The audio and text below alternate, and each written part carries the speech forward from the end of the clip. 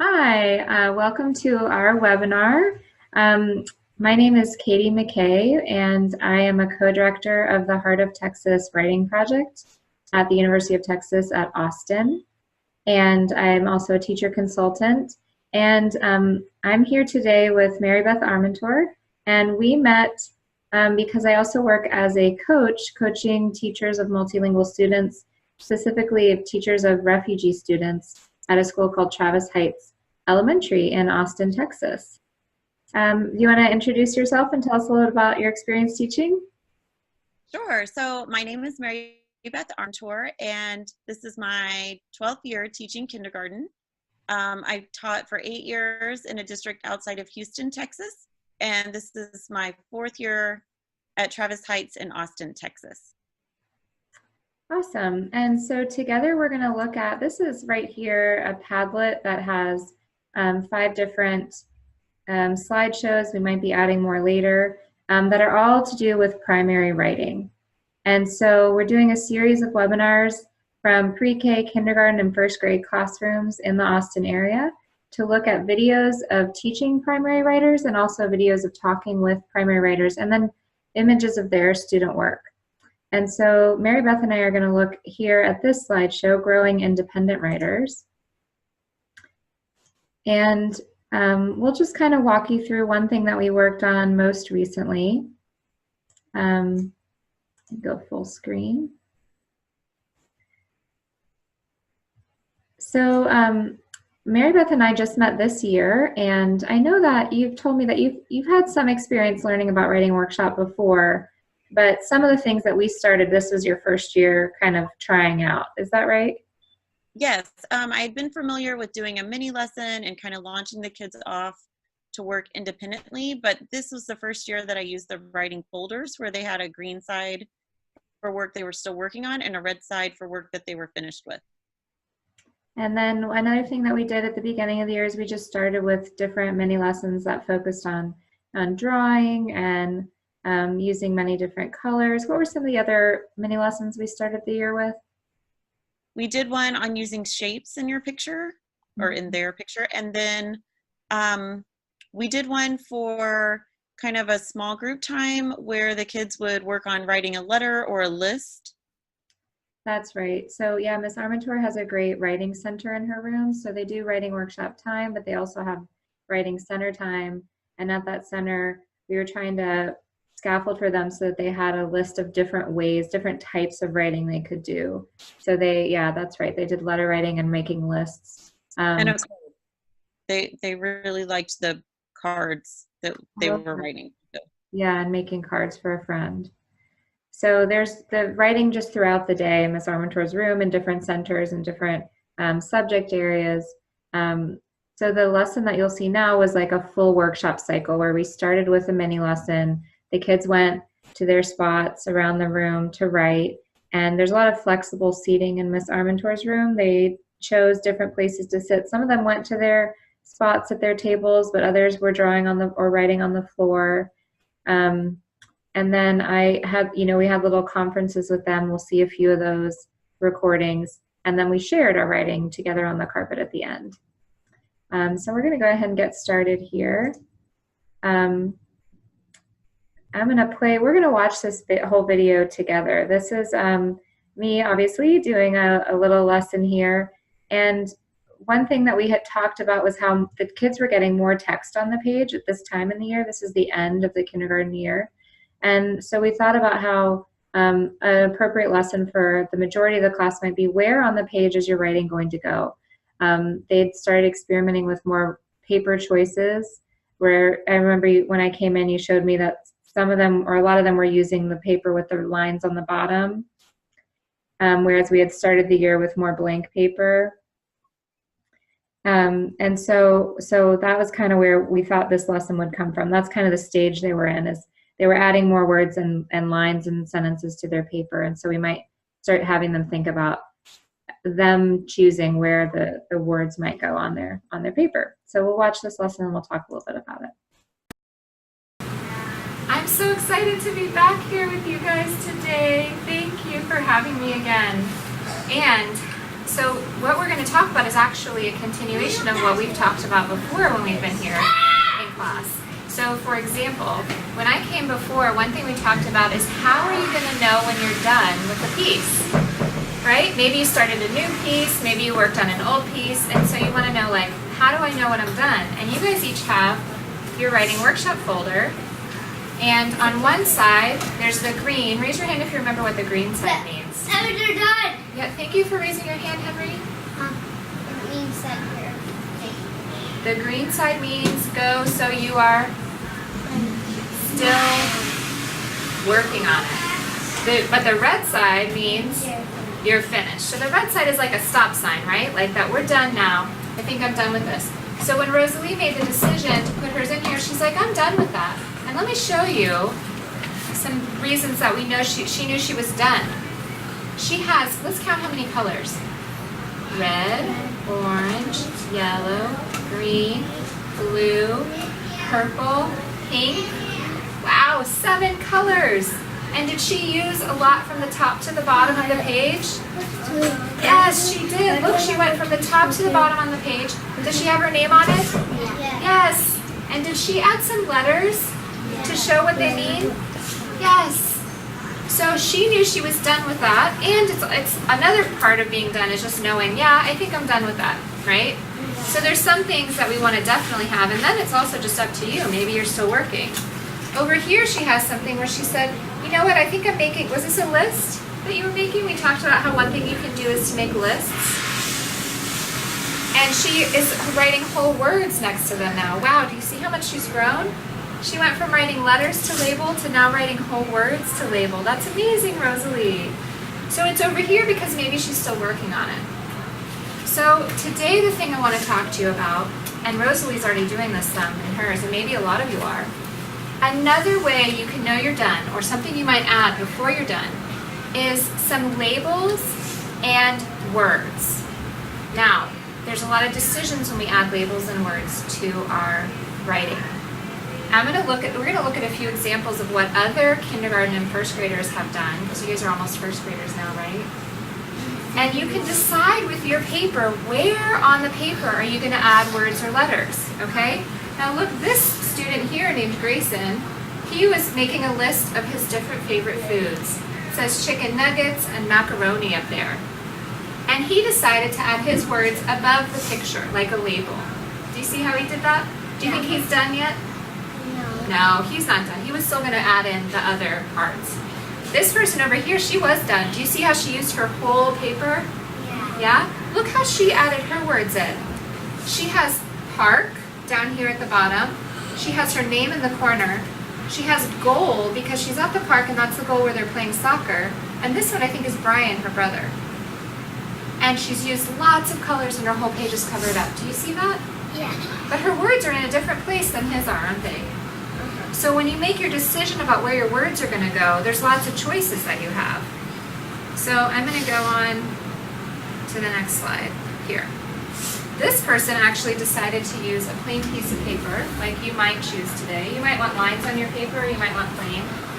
And they were making it into a book about colors, and they folded the book in half, and they had a title, and then they have colors, it was colors of bubble gum. Oh, it's not just about colors, it's colors of bubble gum. They put their words at the top, and her name at the very top. And then on this page, it's red, pink, and on the back she wrote, colors are good, as her ending. Do you see how she has her words in different places? She mostly stuck to the top of the pages. Some books you read have all their words on the top, but not all books. Let's see other examples. Here, Samuel, he put his name at the bottom. Underneath, what do you think that might be? Me? What do you think he might be writing about here? Ham. It could be a ham. A chicken with ham. It's actually a basketball. And over here it says dribble. I love basketball. And now if you look closely, you can see their jerseys are colored. He has the pencil, blue, red, and orange. So he has 4 colors. He probably could add a little more color. But some pages he has the words underneath, and some pages he has the words on top. Do you see? He also decided to fold his long ways and make a book like that. Let's look what the next person did. This person was writing about going to the park with her dog, with her family, taking the dog to the park. Look at the way she broke up her page. She has 4 squares at the bottom, and she has her words on the top of the page. And on this page, she wrote her words at the top. And so she has actually 4 pictures, but words all at the top. Let's look at a couple more, and then I want you guys to talk a little bit about where on the page you like to put where your words. So this person also, she split her paper up into like 6. Ah, look what she did. These are the people in her family. She has 6 rectangles. Me, she's drawing herself, Dad, Junior, Mama, Heaven, and Grandma, and Papa. And so she was going to draw each of them in those spots. Do you think she's done quite yet? No, she'd probably put this in her green side, right? If class was over, she would put it in the green side to keep working on it, because she still needs to add her other people. I'm going to click through. Ah, look at this one.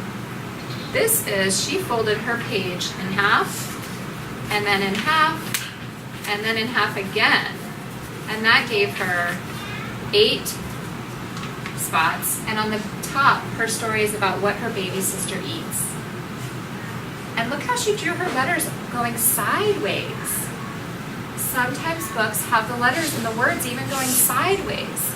So she wrote, my baby eats carrots, my baby eats peas, my baby eats applesauce, and my baby eats corn. And then down this part is all about Valentine's Day, because it was close to Valentine's Day. And so she said on Valentine's Day you can give cards, you can love, you can give Valentines.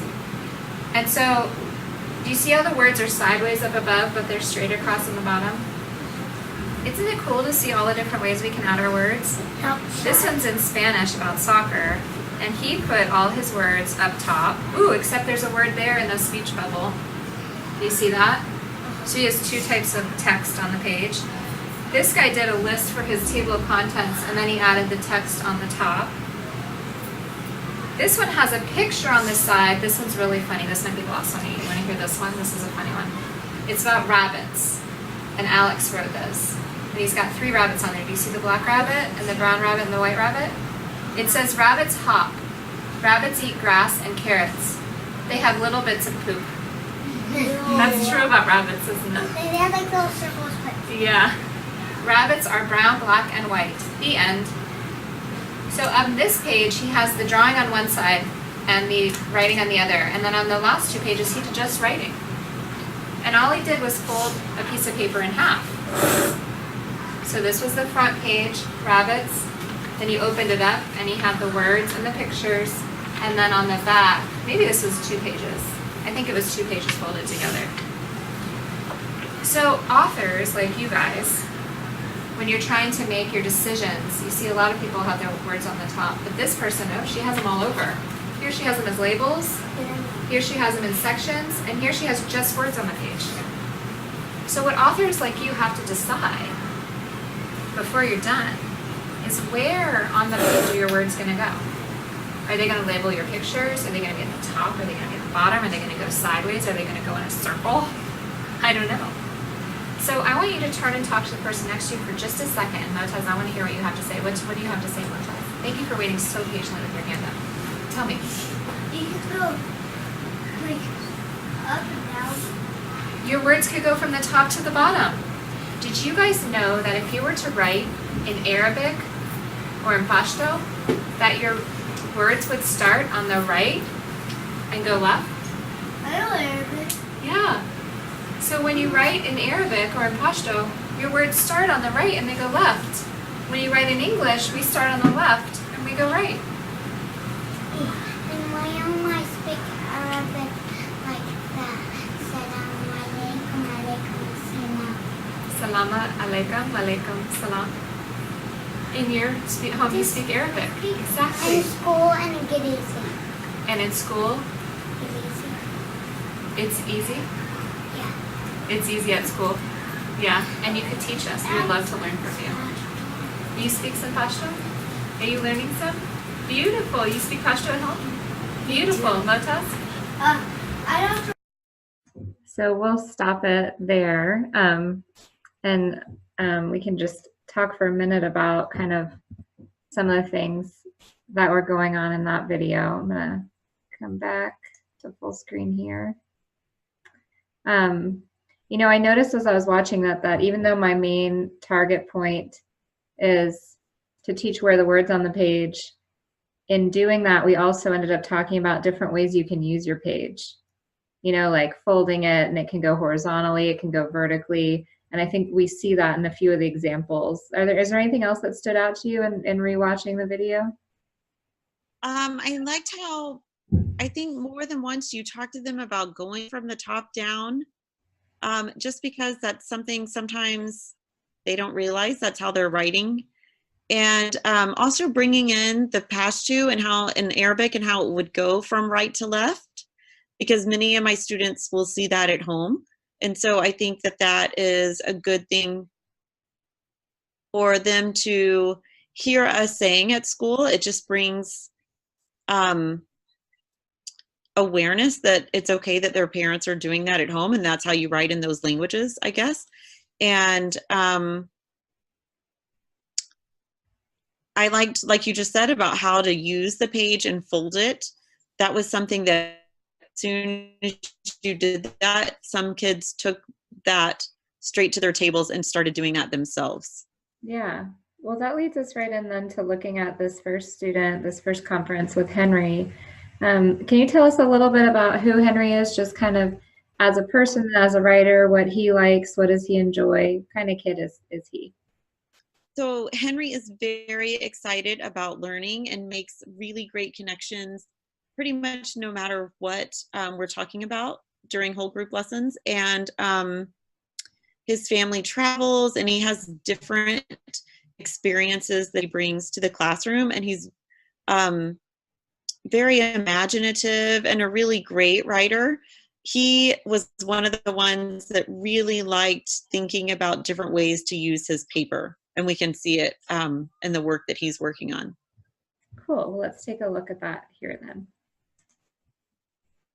Will you tell me a little bit? You said you're writing about monsters?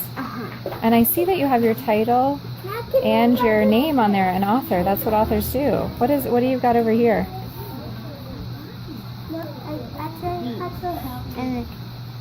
These? And then I was going to read these monsters are evil. These monsters are evil? That's a great first line. And I see, look at the evil, look at the expression. You even have eyebrows there and his mouth that really makes him look evil, and those really pointy ears that he has. And look at how his arms are out like he's about to cast a spell or do something really like evil or violent even. Yeah? How is this guy evil? Because he looks almost friendly. Except he does have kind of a funny eyebrow that's like maybe he's a little mischievous. Because he's really small. He goes on spy missions. He goes on spy missions? Ooh, so he's like a little evil spy? How's this guy evil? He scares people. He scares people, and look at his, he doesn't even really have a face, does he? It's just kind of a black blob of a face. That does seem evil. When it's night, he scares people. When it's night, he scares people. So you're going to have these monsters are evil. And are you going to have more words on this side? Or are you going to have more monsters? I'm going to have more monsters. Very cool. So you're going to have your words in this box and then more monsters in these boxes? That sounds like a great plan, Henry. I can't wait to see it. So one thing you're doing as an author is you're making a plan. You have your words and your pictures will go together. One thing you could think about, Henry, if you want to, after you've got that part done, is you could add a little note on the side about how they're evil, like evil spy or scares at night, if you decide you want to. Because all of that cool detail that you know about these monsters, I didn't know that until you told me, right? So if you want to, after you finish writing what you were going to write, you could add a little note so that the reader knows how they're evil. Okay? All right.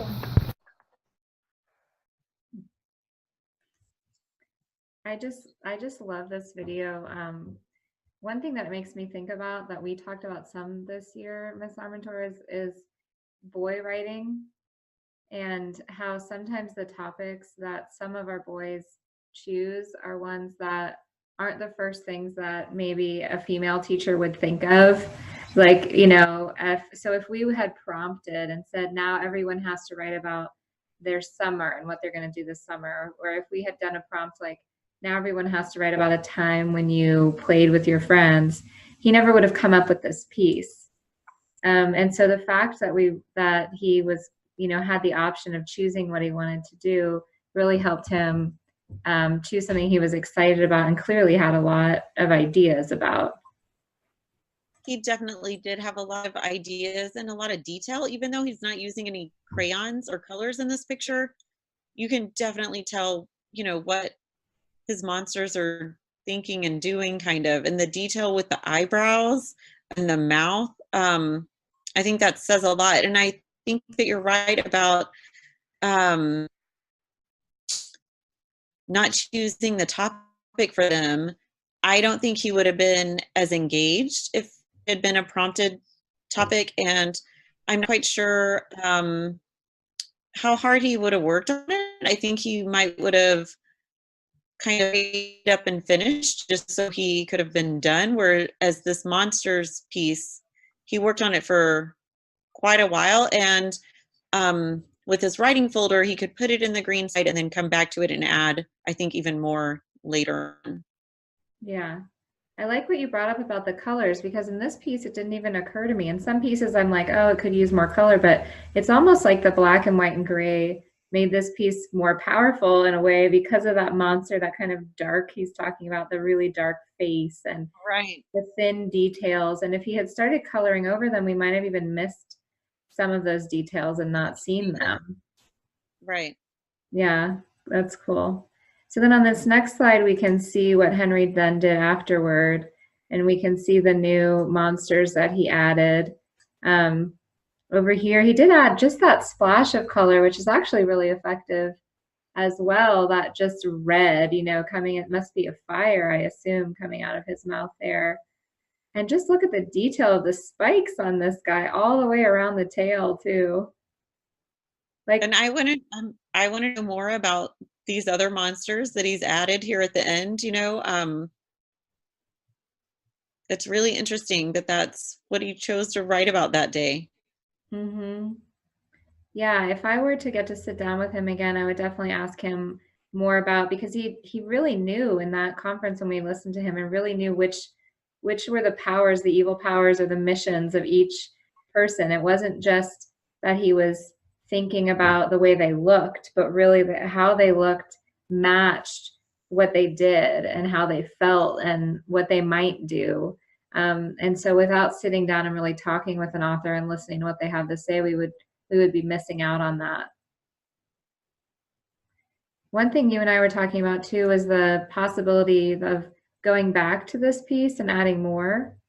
And that's something else I think that could have been a great follow-up lesson to this one, is going back to that folder and saying, you know, in the green side of your folder, if you have a piece in there that you'd want to go back to, you know, first let's talk it out. What would you say and what would you add?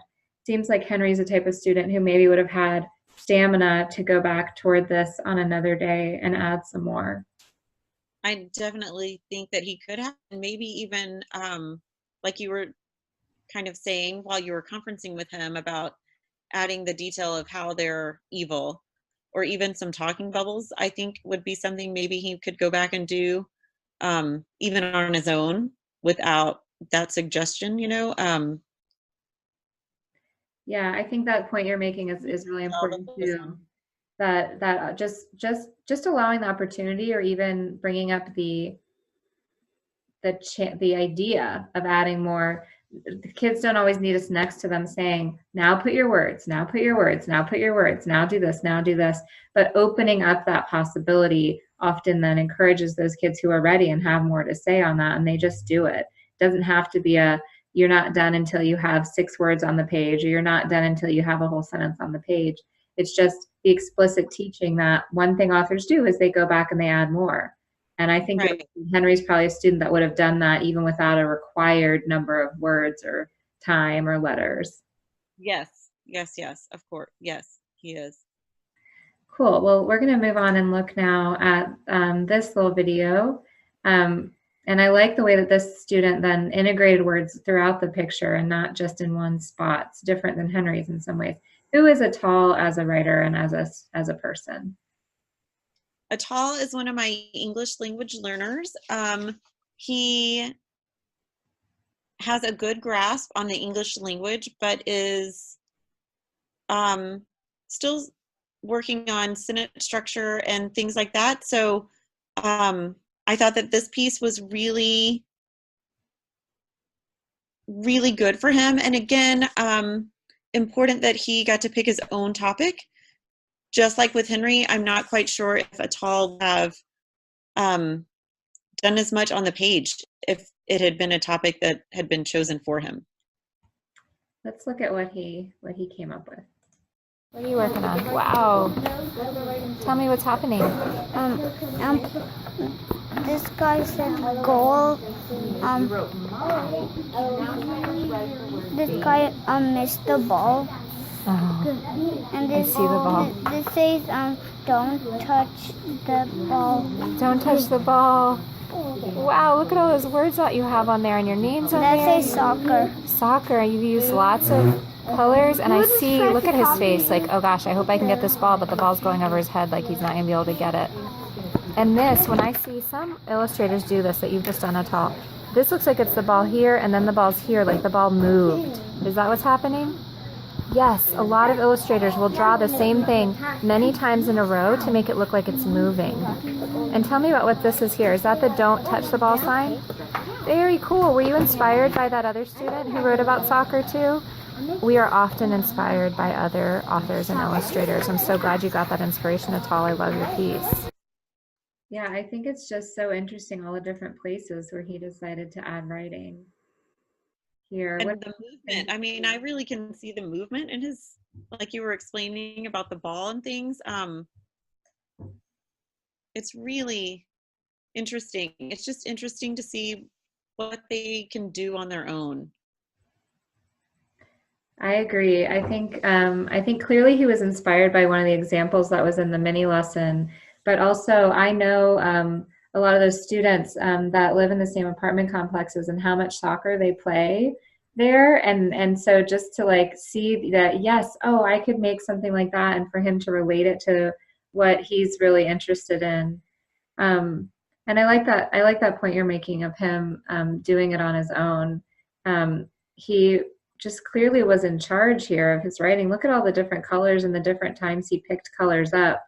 You know, using the red for the no sign, choosing the blue to go around this. It's really effective having that outline there. I don't know if we would have even been able to tell that was a goal with a net if it didn't have that blue color. Yeah.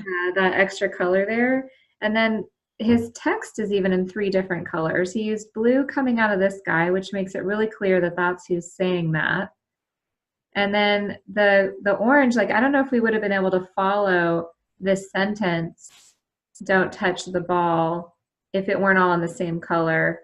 And then soccer, making it look like a title, having it in an entirely different color as well. Yeah, and even how he put the 2 different people in different colors is interesting, because they're not on the same team, I guess. So yeah, that's a good point. So it could even have to do with differentiating what team they're on and that they're playing against each other. Yeah, I feel like details, even though these details are not the same as Henry's in the previous example, look at the smiles on their faces. I mean, you know, it's simple details, but you can still see that he was adding that.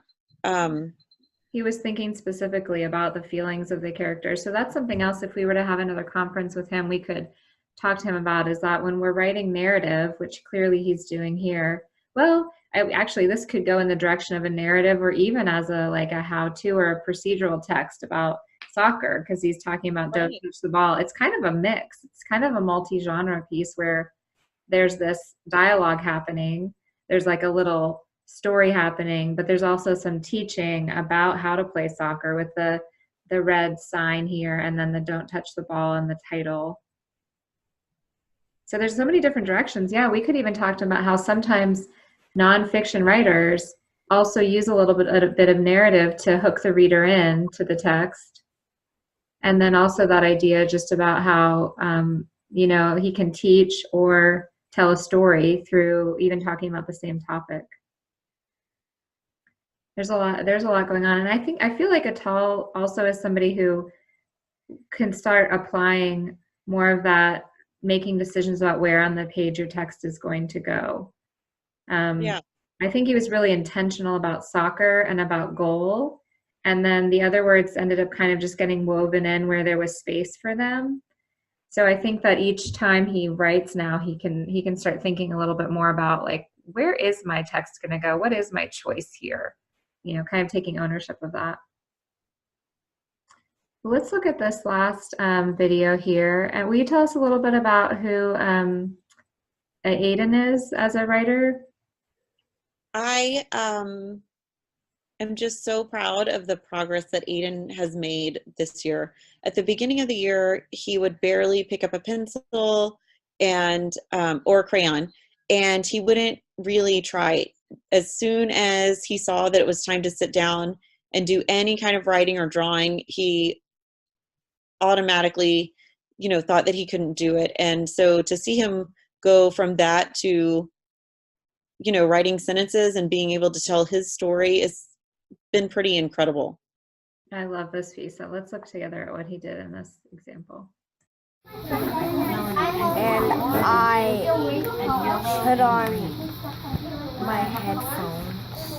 I got home and I put on my headphones. That's amazing. Can I tell you what that made me think of immediately?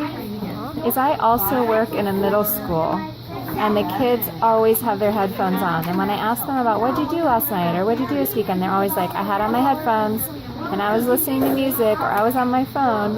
What do you listen to when you put on your headphones? Every time when I get home from school, I get on my phone. I take my phone off of the charger, take my headphones off of the charger, put a musical on my phone, put my headphones connected to my phone, and then listen to it or sing along with it. Or sing along with it? Oh my gosh, so what I just heard you do is you told me the steps in order of how you do them. That's awesome. And then you added this like great last line is, or I sing along to it, right? It's almost like a little bit of humor and getting to know your personality, right? And also relating to you. Did you have more work on the back of your page? I thought I saw some cool colors on the back of your page. Oh, that's the same thing. So this is the drawing of you putting on your headphones? I see the headphones! Yes, and this is my tile. What is that part? The tile. The tile on the floor? Yeah. So great. Will you read this part to me? Oh, and there's your bed. So you labeled your bed. Are you sitting on your bed with your headphones on? Yeah. Very cool. And I love how your words are mixed in with your picture. That's really cool. And the movement on there reminds me of the music. It's like listening to music. I will tell you the labels. Okay. This is the bed. This is the tile. Here. This is the window. And these are my headphones. My TV and the door in the background, which is my closet. Wow, so you actually labeled and my phone. So you labeled all your pictures, and then on this side you wrote the sentences to go along with it. There. Isn't that incredible? Yeah, so amazing to see where he has come from, you know, the beginning of the year. And the details and the labeling with the bed and the tile. So great. I want to look. I'm going to pull that up again and just pause it there so we can just look. Because look at this. The headphones and then the blue like hair. And he has blue hair. He has blue hair. So yes. I had forgotten about that. He does. He was totally accurate. So Yeah. then he has blue hair. And then the headphones are like really arching over his and right on his ears. It reminds me of a teenager sitting on his bed, you know, just like zoning out, and how hard he worked on the tile. Look at all of those squares. Uh-huh. Just think of how long that would have taken him. And the way he sounded out tile here with that O for the tile, and then the W you can see for windows. And up here I saw a DR for door. You know, he's really getting so many of those words down accurately on the page so that they're legible. Yes, yes, yes. And one thing I said in that video that I just still really feel is like, it feels like music looking at all of those colors and the movement on the page. Uh-huh. I feel like I have my headphones on with him, you know, and that I'm like kind of in this zone as I look at the drawing and all those colors. And the way that when he was telling you about his writing on the other side, and then detailed steps, told you detailed steps. Well, first I unplug my phone, and then I unplug, I get my headphones off the charger. That's amazing that he can say step by step. I agree. He even like corrected himself, right? Where he was like, no, well, first I have to get it off the charger and then I put my headphones on. No, Yes. And the fact that he had the stamina to go on to the back after all of the work that he did for somebody who at one point in the year was breaking down at just the idea of getting started, or not breaking down, but, getting, shutting down kind of at the idea Yes. of getting started. And now here he is not only filling up a whole page with, look at all that color and that text and details, but also just to go on the back and add more. He could have easily said, I filled up my whole page, check, I'm done, but he kept going. He did. Yeah, well, I'm excited for him to be in first grade. I think he's going to enter in really ready for writing, don't you think? Yes. Well, we're going to close out our webinar today, but I guess one thing I just kind of wanted to reiterate was that original title that we had here of Growing Independent Writers. I think we can really see how each of the examples we looked at, the kids were choosing their own topics. They felt liberated to choose topics that they were really interested in. They definitely weren't trying to guess what Miss Armintor or Miss McKay wanted them to write about. They had their own agenda. They also made choices about where on the text, where on the page the text was going to go, which colors they were using, the details, how they were going to orient their page vertically or horizontally or on the back. So yeah, it's just great to see even some of our youngest writers making all those choices on their own and feeling empowered to do that. Thanks so much, Mary Beth, for all of your work this year with your kids. I know they're ready for first. The teachers are going to be thanking you for all that you did with them and for just empowering your students. It was such a great year, and I really enjoyed you coming into the classroom and kind of doing more of the writer's workshop style of teaching, and letting the kids have their choice and building upon the things that they could do, and not worrying about the things that they weren't doing yet. Yeah, I think in the end, when we just concentrate on all that they can do, then they end up doing more and more, just like we saw Aiden do in that last one. Well, thanks so much. I'm going to go ahead and close this out now, but have a great summer. Thank you.